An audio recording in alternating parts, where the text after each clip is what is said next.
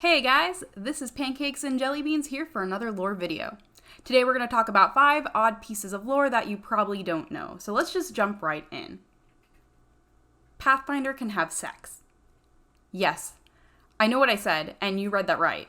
Pathfinder can do the nasty. Maybe?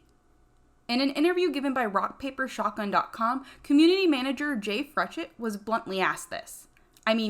Really bluntly asked. He was asked, "Does the robot?" I'm kind of surprised he answered. His reply went as followed. He's been around for a long time. I'm sure he's got his stories. He's seen a lot. Well, I do think the response is slightly up for interpretation. I'd like to think that by saying stories, Pathfinder has seen some shit. And if you know anything about Pathfinder's lore, then you know he's willing to do whatever it takes to find his creator. Anyway, even if the robot can you bet we won't be seeing Pathfinder copulating any relationship with his fellow legends anytime soon. When asked about ships, Apex writer Tom Casillo tweeted, "Every ship makes sense on some character level to me, except Rev/Loba and Path with anyone romantically. So Pathfinder may but probably not any of the legends. Sorry shippers, your canon dreams of Wraithfinder die here. My deepest apologies." Octane made a parachute out of condoms. Okay, so this piece of lore had me dying. Chris Edgerly, voice of Pathfinder, did an interview with Tom Casillo. One of the questions asked was if Octane was smart, which to be honest is something we're kind of all wondering considering Octane literally said nodding head in The Broken Ghost. Tom responded with a story of a 10-year-old Octane who made and designed a parachute out of condoms that he sewed together and then used this condom parachute to jump from the 4th-story window of his mansion. And the best part out of all of this is that the condom parachute indeed did work. Tom then used this example to show that Octane is smart, but only about the things he's passionate for. And I'm not sure if I'm impressed by this or kind of weirded out by this. This is probably one of my favorite pieces of lore.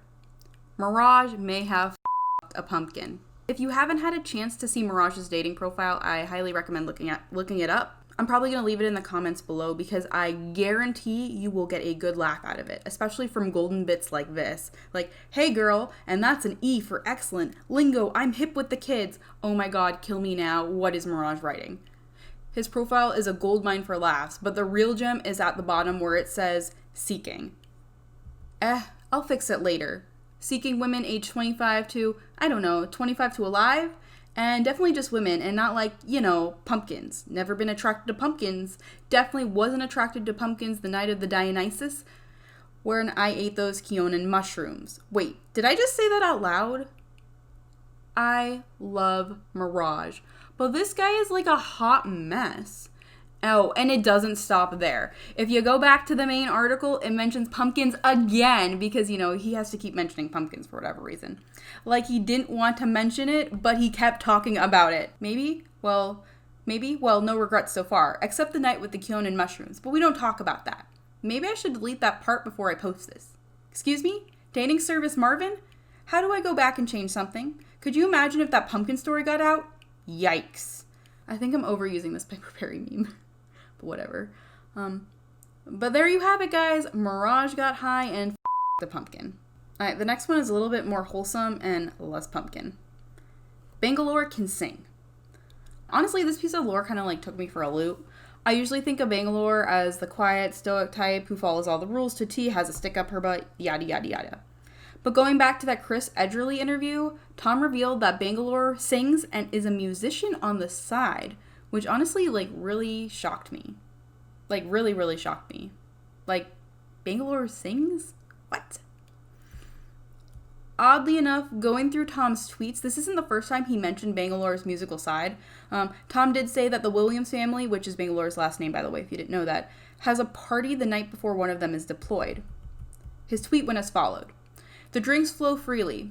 Brother Monty builds a bonfire, and Zeke and Isaiah, spend 2 days smoking meat the old-fashioned way. Nothing high-tech. Jackson and Anita write a somewhat not-safe-for-work song to roast the Williams being sent off. Their parents present home movies, photos, and memories to honor and embarrass. The music blasts all night, friends stop by whenever, and someone's usually up to see the sunrise. Suffice it to say, this usually reserved family knows when to celebrate like no one else on Gradaron. You always know when a Williams is off to serve, and all are welcome to join the party. And yes, Nana's red velvet cake always makes an appearance, and disappears just as fast. So it also kind of mentions music there briefly for a second. I, again, really like this piece of lore because it adds layers to the character, and it's something you kind of don't expect to see from Bangalore. So for the last one, we're going back to Octane. Play Octane, then you know he has a banner with a bunny on it. It's cute, a little weird, the bunny's wearing like goggles just like Octane, but you probably thought this was maybe a version of the old legend of the tortoise and the hare, and it kind of makes sense if you think of it like that, but it turns out Tom revealed on Twitter that there is a different meaning behind the bunny. Turns out, Octane had a rabbit growing up named Navi, as the following tweet went.